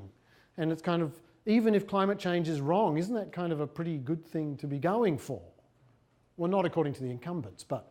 So I think it's about building that kind of consensus, which is why you need programs that don't just teach you skills, but teach you the capacity to argue and teach you strategy and teach you the ability to negotiate with existing businesses, even when they're backed by Wall Street. You know, I think it's very important that you have those. So it's not an easy answer because it triples your workload. Solve that problem, fight a rearguard action and argue for these things. But that's what life is, I think. Hello. Hello. Thank you. I have two questions for you. Firstly, to build off of that, you've made a couple of offhand jokes that I think weren't entirely jokes about not having time to do your own laundry. And mentioning this three-part action, I was wondering how much of design is a self-sacrificial business to be in if you're a person who cares about anything? And my second question is, when have you been given the opportunity to design something and said no? Me. Yes. I don't design things. I'm an academic, so I just circumvent the second question. That's my excuse. Yeah. I'll come back to that. That's a good thing I gave you two, isn't it? Yeah. No, I do have one small example. it's not a very good one that I can just think quickly. But let me answer the first question. The bit that I'm leaving out of all this, which is really problematic, is that there are bunches of people who have no choice but to do laundering 24/7. And they tend to be women, and they tend to be lower class, and they tend to be people of colour. And I don't just mean laundering, but I mean all the kind of activities that these people are trying to automate and get rid of and say no one wants to do it. And I had a very interesting fight when I critiqued this on Twitter with someone who I have enormous respect for, who I don't think she'll mind if I say is Sam Ladner, who was at the time working for Microsoft. She was doing fairly senior position in relation to research at Microsoft, and now she's at Amazon. And she just immediately says, of course somebody who doesn't do laundering so much thinks there are pleasures to laundering. Right? So it's a very privileged thing to say, hey, these material practices, you can find a lot of pleasure cleaning toilets or taking the garbage. Every practice has its teleoaffective quality. I can even give it an academic spin. So it's a really problematic side to the argument. The way I'd respond to the question in general, sorry I take so long to answer these questions, is there's a bigger fight right now which we all need to be doing, which is that we don't need to be working so much. So labour-saving technologies, which were the whole of the latter half of the 20th century, we know did not deliver a decrease in the number of work hours that women worked at their home. Right? This was her book, More Work for Mother, Ruth Cowan's hypothesis. It's well documented, and this has happened in general in the economy. This is Juliet Shaw's argument, that we continue to work more, and we work more even though we don't need to. Right now, we all know there's a productivity gap. Right? So on the one hand, you're certainly not getting paid for your increases in productivity, but nor are we seeing significant increases in productivity. Because productivity is made by making widgets, and our houses are stuffed full of widgets, and we don't have time to use them anyway because we work so much. And we work so much making widgets. So at some point this is going to burst. Like, wearables have already crumbled and dissipated. So now we're very kind of switching to Internet of Things, and it's all going to be the home. Nest is just going to brick things in our house so that we are forced to buy new things. They're bricking the Revolve system. So there is something in our society at the moment that is saying we should work a lot. And I think it's something that we all have to be in together. This is worker solidarity, where we all get together and we all say, no, actually, we don't need to be producing that much. And this amount of work is actually not delivering the productivity that it should be. And so what we should be doing is all taking more time. And the last time we collectively said that, it was called Occupy Wall Street. And a bunch of people just kind of sat there and said, can we just have some time, please? And everyone said, you've got no demands. And we were like, we'd like some time to work out what our demands are. Well, we do have some demands. We'd like everybody in Wall Street to go to prison, right? But I'm not stumping for Bernie Sanders right now. So, there is an argument we don't need to work, and I think it's very important. Now, the funny thing is we have some resources right at the moment. We have a bunch of flexible working arrangements, which capitalism treats as a 0 hours contract. We have the sharing economy, which Uber turns into exploitation of people, making them work a lot for less without giving them any benefits. But we do have portfolio possibilities. We do actually have that. I think capitalism is working extraordinarily hard to shut down the sharing economy and re-co-opt it, precisely because it does contain some of these possibilities, in which I could be getting these resources in two ways. I could cook a meal for someone and look after their kid at the same time so that they can do it for me, so I don't actually have to have money to go to a daycare centre, so I don't have to work so much. At the moment you have to, in cities across America, it costs more for daycare than rent or something. I can't remember the statistic. And so people actually have to work to afford daycare to work. So this is what I mean by we're in a position where neoliberalism has successfully killed solidarity, but we need solidarity. This is not the designers' problem. It's not designers in particular who are having to sacrifice themselves at the moment. It's everybody. And the reason why I risk this argument about how much pleasure can exist in these material practices, the reason why I risk that, even though it comes from a very privileged point of view, is because that pleasure is uncommoditizable. I'm straight up anti-consumerist. I'm not using your dishwasher. I'm not using your disposable. So there is something about this. And it's certainly not that I want people who have to do it to find pleasure in it. It's that I want everybody else to begin to enjoy life more. And if they enjoy life more, then they'll start saying F you to their employer who says you need to be answering emails at midnight.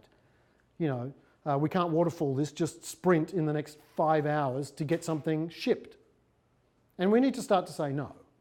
And, you know, that goes to the second answer, which is I am in that extraordinarily privileged place of academia, which has incredible work-life balance. If you ever hear an academic who's full-time, tenure-track tenured, just smack them about the head if they complain. Adjunct labour, celebrate them, pull them under your arm and help them, get in the streets with them. But, you know, I'm in that enormously privileged position, and I don't want to diss it at risk of offending Alan a little bit.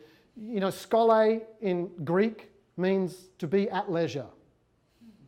It meant you have a slave.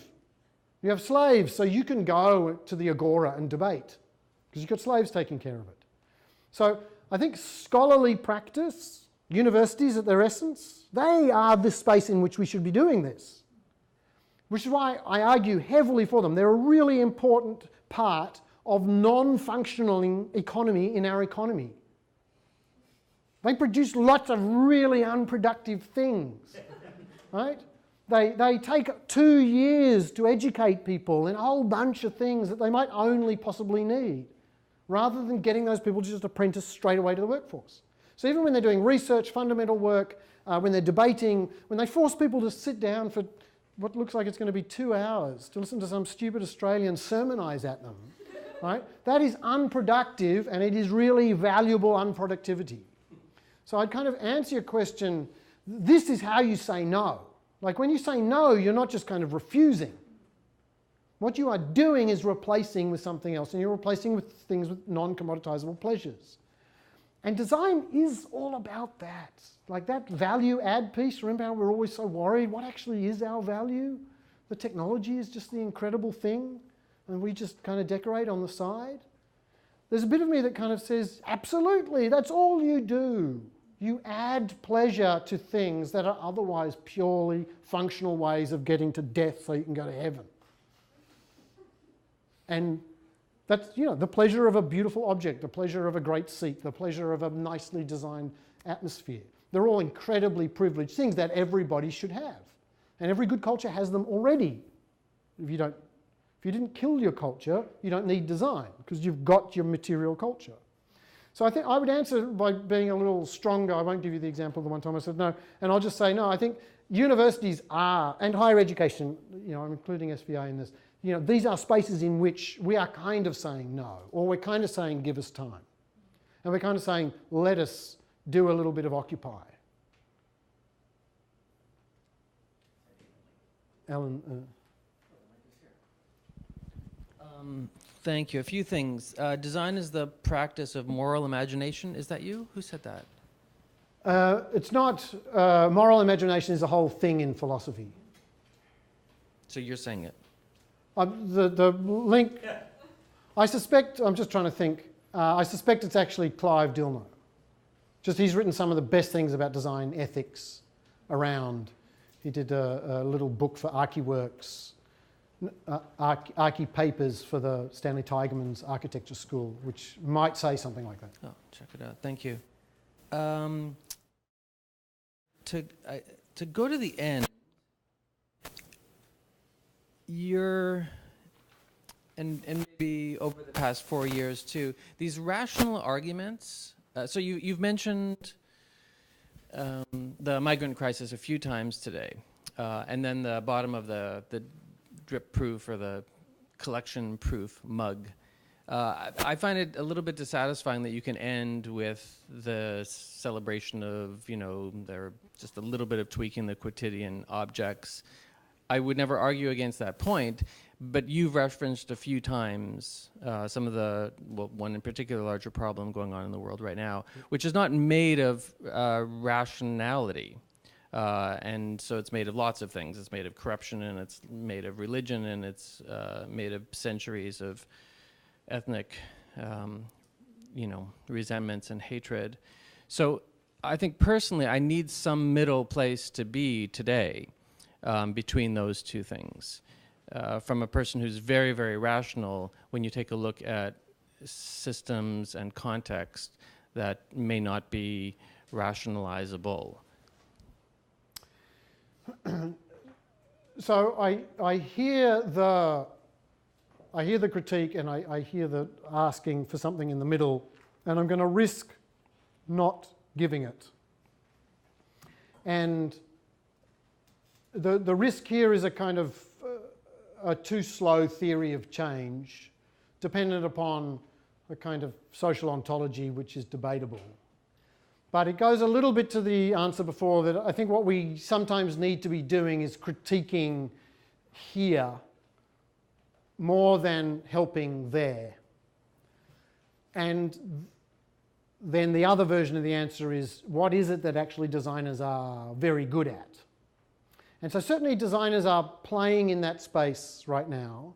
Just in relation to Syrian migrant, for example, Ezio just ran a workshop, and it was using some of his thesis techniques for trying to understand what are these people kind of bringing, what do they need, and what are they bringing, and where are these resources, and how can we amplify them. The designer's job is to lend service design expertise to existing innovations, make them a little more robust, and possibly export them around the place. And so, he's one of the people who's in the space of literally saying designers have a skill set which can both ameliorate current crisis and platform, create enabling communities, bringing social capital, opportunities for social capital to grow as people come together to create these. And so it's not just the Syrians helping the Syrians while they're in France, it's French coming together as well. I should say, just by the by, I hope you're all seeing that the European Occupy is back up and running. I can't remember what it's called, the night protests. You're all paying attention to this. You'll be paying attention to the night protests. It's on.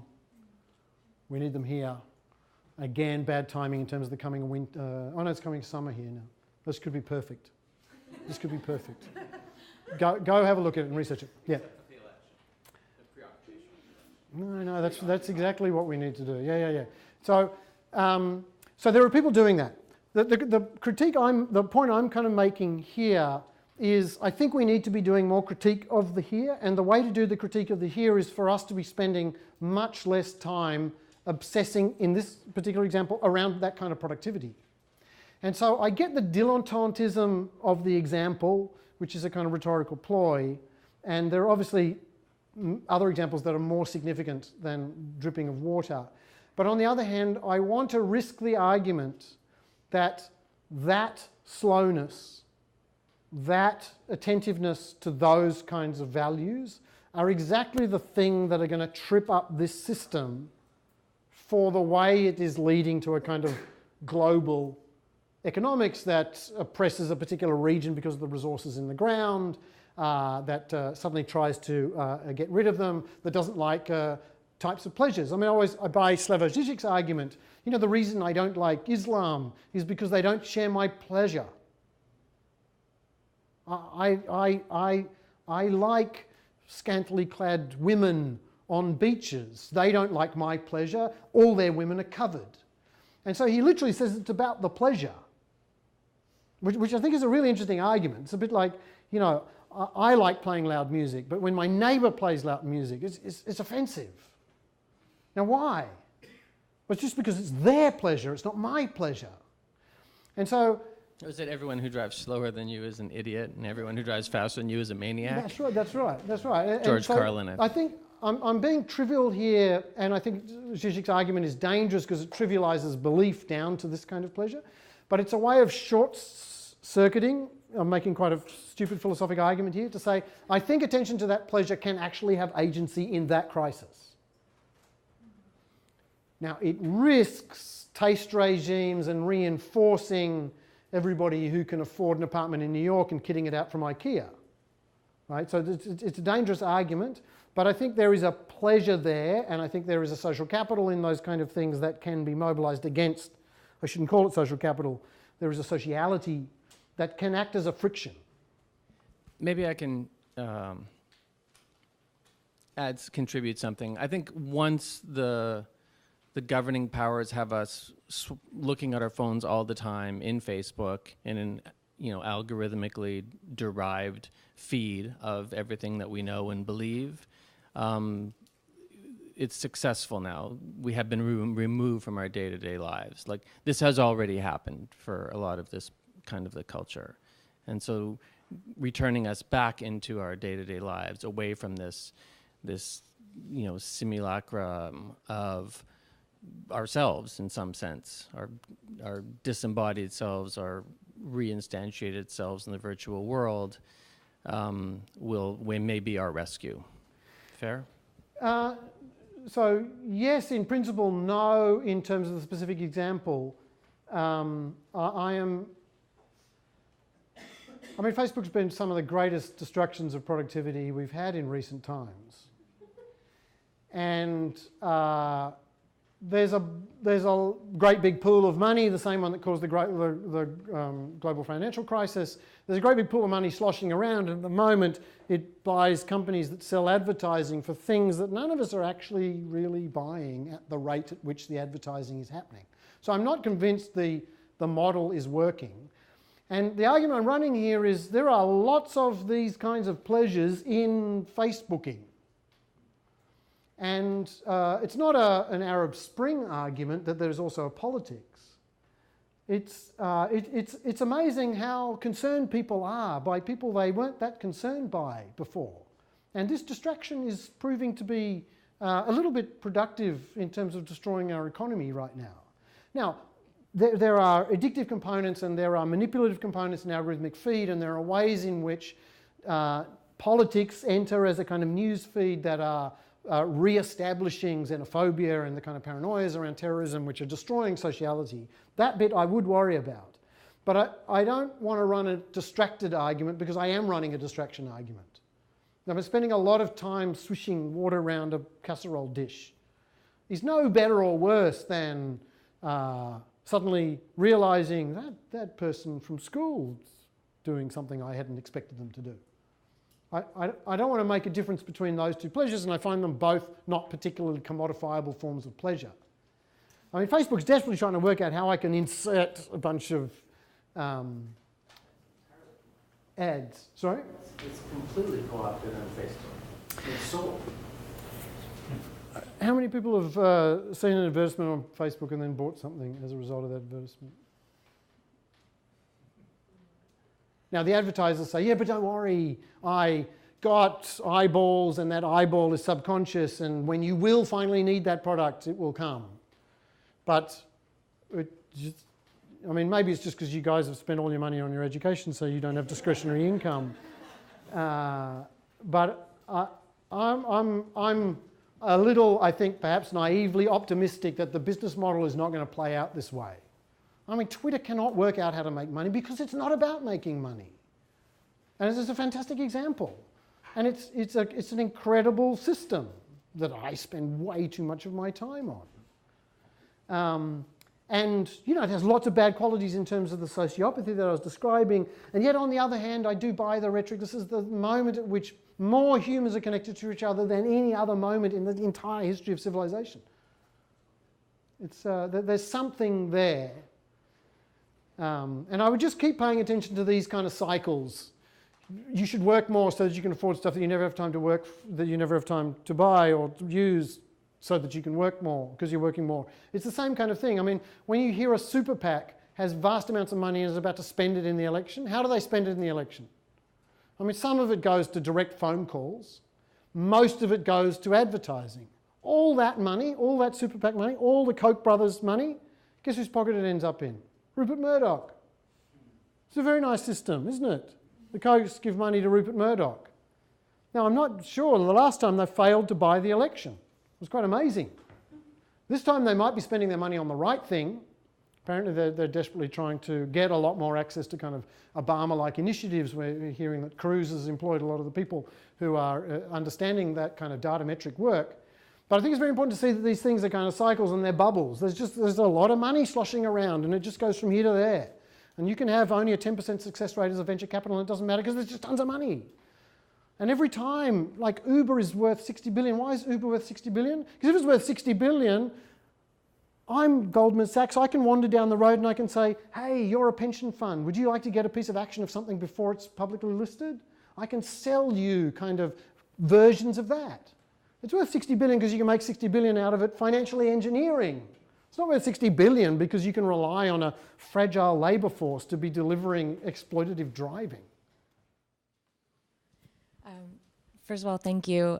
I saw your talk last year as a prospective student, and I enrolled anyway. So I think you would be I've a great always been first lecture saying this too. is the program you should be doing. Absolutely. So recently we've been having a discourse in our classes about raising awareness and how that as a design goal is sort of a cop-out. But you mentioned consciousness raising, and I wondered if you could speak to the differences between the two. Okay, yes, because I am also very critical of awareness raising, let's say. I want to differentiate it from the very Marxist tradition of class consciousness raising, which is quite distinct.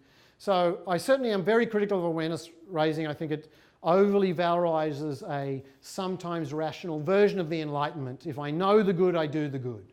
So all you've got to do is just tell people how to be good, and then they go and do it. And exactly what that misses are material practices. And the fact that we are only ever semi-conscious through most of our life, and we're stuck in systems, and we have multiple systems that we're competing, and we're always trading off.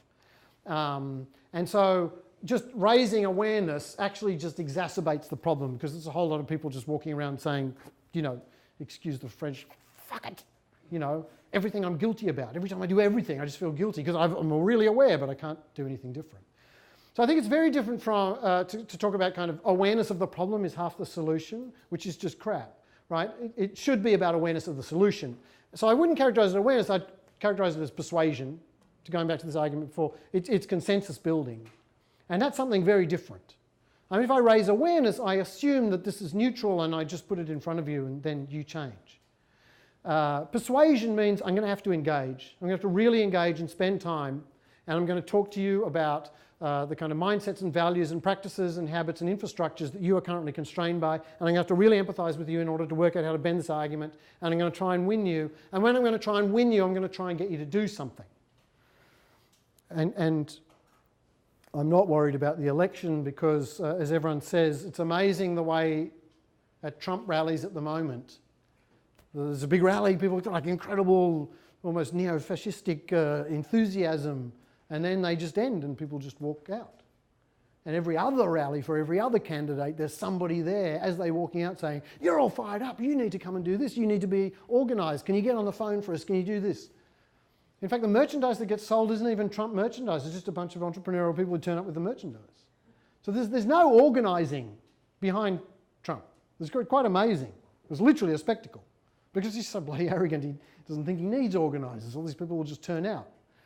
So I think it's different between awareness raising, I think it's different about building consensus and actually arguing, and I think it's different about then also doing the work to actually get that solution adopted. And that can look like it's occurring at a level of awareness and consciousness, but class consciousness raising is not getting you aware of the problem. I mean, consciousness raising in Marxist terms is getting you aware of other people's problem. I mean, it's a beautiful quote. It's not your problem. Right? You know you're suffering, and you know to some extent your fellow worker's suffering. You don't know that the soldier is suffering. That's a whole different thing. So it's not about you then. It's literally about others that you might help. So that would be my too long answer again. It's not awareness raising. It's certainly not information. It's not based on a kind of rationality. It's not based on an Enlightenment model that knowledge automatically is power. That's rubbish. You still have to actually go and make the power, which is, by the way, why we need designers in this type of change. I think that's a good spot, actually. And a bonus question. And a bonus question. Sorry. Hi. So this is the third lecture of yours that I've seen at Products of Design, because I get to work here, so I get to see all of them.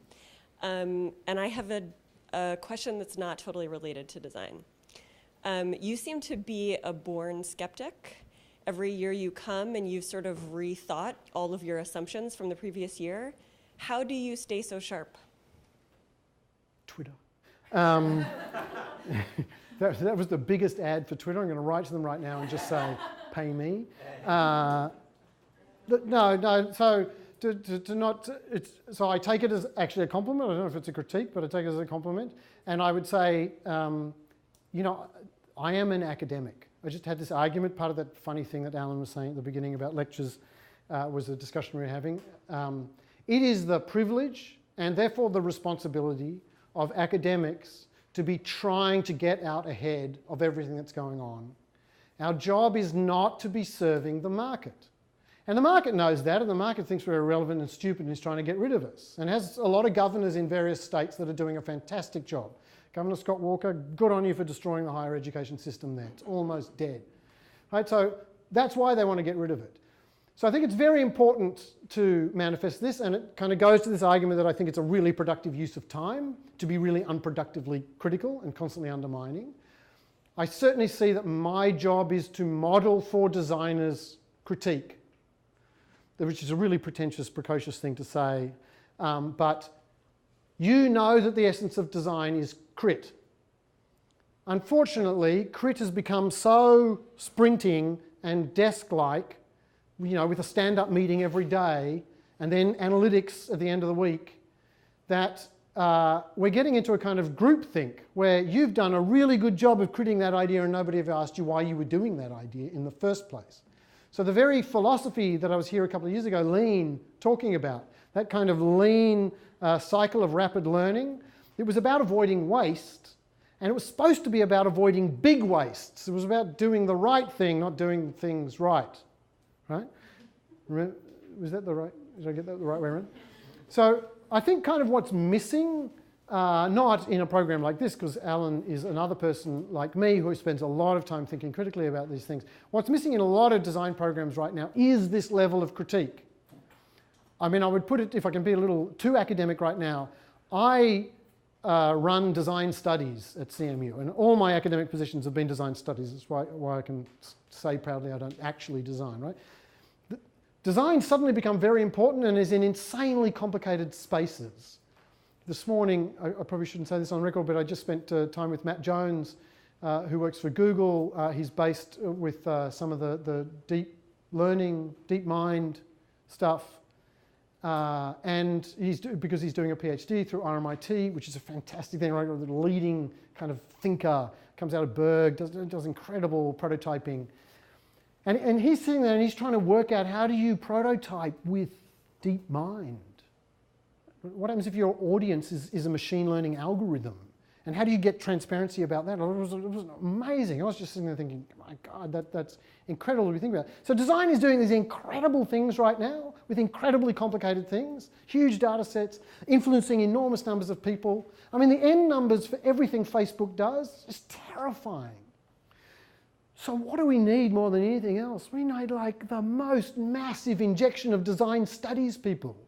We need thousands of people like me, not just because I'm a narcissist, but we need thousands of people like me in every institution. Sitting in Charlie Cannon's RISD project, his kind of industrial design program, sitting there helping people think about this. We need people everywhere like thinking critically. And as I said, I've got this piece coming out in Interactions, which I should stop promoting, but it's just because I've been thinking about it, which just says, think of the number of people who are now tenured academics in design, actually at universities, particularly in HCI, in interaction design. The number of people who are feeding UX to the tech community in Silicon Valley or Austin through IBM, right? Actually feeding these things, and are tenured academics who talk about design. And then think about how many times you hear people being really violently critical about tech from a design perspective. They've got tenure. They've got nothing to lose. Tenure's there to protect them to say that. Why are they not saying it? Where are the critical voices? I mean, we've kind of lost media. We're left with Medium. I'm not even quoting Core 77 articles anymore, just Medium articles. Why are there none of those people? Where are the design studies people doing this? So I don't mean to self-promote although obviously there's a bit of that. But what I'm trying to do is say, I'd answer your question by saying, you know, right now we need criticality more than anything else, and we need large-scale criticality, and we need criticality that gets out ahead of the proactionary imperative and gets out ahead of lean UX and gets out ahead of all the people promoting empathy through IDOU, which is not a university. I've sermonized enough. No, you throw tomatoes. We might have some vegetables back. Okay, yeah, I can see them. Thank you so much. Okay, thank you.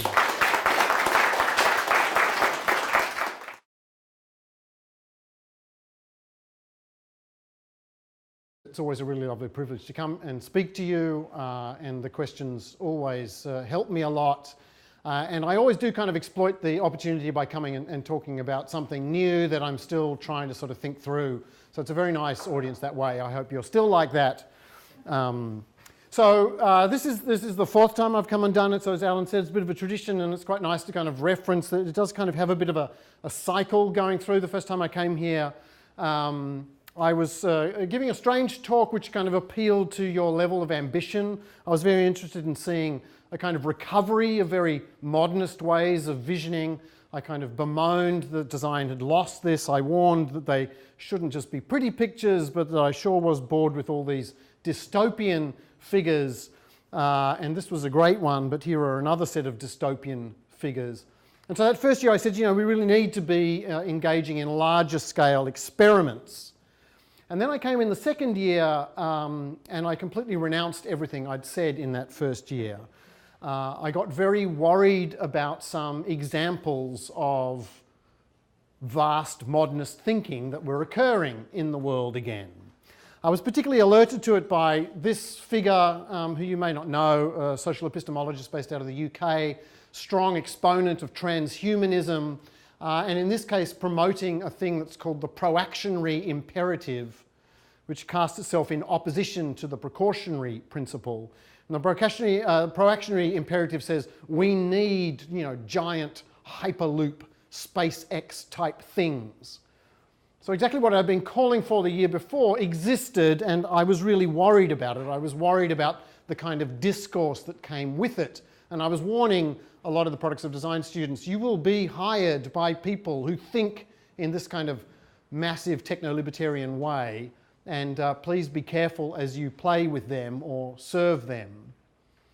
And so then in the third year I thought I'd better start sort of negotiating this a bit. So I had still one of my favourite opening slides, but I was trying to sort of explore how it might be that designers could learn to say no to some of these larger scale futures. And so we sort of explored in that talk the tyranny of saying yes, the kind of design attitude that get a lot of designers learning improv. In improv, you learn that you must always say yes and that you should, and these might be the kind of sentiments that have been extolled to you, just always say yes, never say no, never say but. These are all terrible words that designers should not have. Current paranoia and a total desire not to empathise with any possible Syrian trekking across Europe at the moment, for example. Or just the complete basket case that is online social media, the fact that it just does seem to amazingly play so quickly to what is worst about humans, this amazing capacity to leap very quickly to highly unempathetic responses. And then just, you know, by reference, this kind of idea that to be a leader actually requires a type of sociopathy. You might have heard the quite nice NPR, I think it was borrowed from a UK podcast in which somebody kind of understood that if you take the test for being a sociopath, it's actually a very good way of finding people who should be CEOs of companies. And so we have a lot of this kind of, yes, our world is really badly lacking empathy at the moment. And so you get other people coming along and saying, this is precisely why we need it right now. Jeremy Rifkin's really remarkably huge tome kind of reading the entire history of civilization and understanding the role of empathy in that as a way of kind of countering a sort of algorithmic thinking. And then Franz de Waal's work, which is a little bit different, but makes an argument saying we are destined almost biologically to recover empathy if we do seem to be losing it in the kind of socio-technical networks we engage in or the kind of businesses we're engaged in. So on the one hand, it does look like design is du jour, it is of the moment. It represents the very empathy that is lacking in our society. It represents the very thing we need more of. And fantastic, that's why designers are in huge demand. Companies that realize they're actually sociopaths in the way they deliver products, United Airlines, for example, suddenly realizes that in fact they should get some design thinking there because it just might actually get them back in touch with their customers and restore their value. I want you to pause for a second and just think on the one hand, and it follows a bit from Frans de Waal's work, and there are others who work in this kind of primatology and early cognitive psychology. Tomasello is another doing this kind of work. It's kind of interesting to think about what constitutes empathy and that you might need to learn it. From a cognitive psychology point of view and from a primatology point of view, you have it. You cannot be without it. And so the first thing I want to do is just make sure that you register almost the academic discourse that just says you are empathetic, we are empathetic already. There is a constitutive empathy. So we know this from early childhood development and the fact that mimicry is something that we all do. Aristotle even defined it as the kind of fundamental nature of being human. We mimic. And I want you to just pause for a second and just think how weird mimicry is. It's so innate that you possibly don't pause. But if you can just imagine that you're a newly born child and then somebody pokes their tongue out at you, it's incredibly early, as I understand it, in the first weeks of life that the infant will poke its tongue back. But I want you to just think cognitively how weird that is to do. It's what I've described here as outside-in mimicry. So if I watch you poke your tongue out, I somehow correlate that to me doing something from the inside out. That's a really weird thing to do. Why would I see something and think that I could reproduce it from the inside out? I must already be you doing it in order to then be able to try it. Otherwise it's just, and some people think you learn to smile by just randomly making funny kind of grimaces, and then at some point you get a big positive response for doing something, and you think, oh, okay, so that must be the smile. I better remember that one. Otherwise, for the rest of my life, I'll, go on Tinder going. So it looks like it's positively reinforced, but there has to be some kind of gesture from the inside by which you get to that which you are looking at from the outside. And so then you have this kind of argument, which was fashionable. It's somewhat problematized these days, but a few years ago it was very big to talk about mirror neurons. I don't know how many people know about mirror neurons. Not so many. So it was called the monkey see, monkey do because it was discovered by a primatologist who was studying. He kind of had electrodes in a monkey's brain, and he was looking at the motor neurons, the ones that would fire when a monkey did something, and he was getting the monkey to pick up peanuts, and then the neuron would fire. But then one day he walked in, and the system was still on, and apparently he picked up a peanut, and the neuron fired in the monkey's head. And he suddenly realized that when we, meaning higher order mammals apparently, but we don't know how far this goes, when we see something happening, the brain is doing it. The way I always describe this to people is, I don't know how many people have seen, the best example I always get is Eisenstein, early Eisenstein film, Battleship Potemkin or something, and there's an army walking past and there's a bunch of very